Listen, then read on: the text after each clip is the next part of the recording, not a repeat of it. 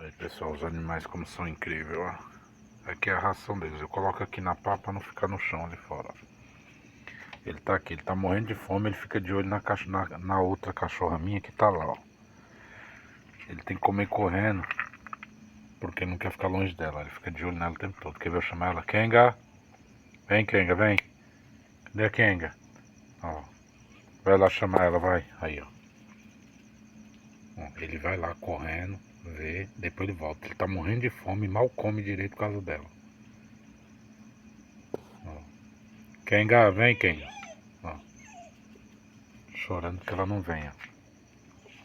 Ó. Apaixonado por ela. Ela fica deitada, ela não quer vir pra cá que ela tá buchuda. Mas ele fica doidinho, ó. Vem aqui, rapaz, vem. Comer, vem. Aí, ó. Come, ó. Vem. Comer. Ele não come enquanto ela tá assim, cara. Ele fica com fome, chora. Ó, de olho, ó, pra ver se ela vem. Ó. Ó. Tá morrendo de fome, mas não come.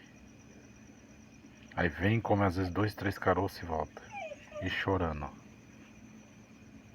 Por causa dela.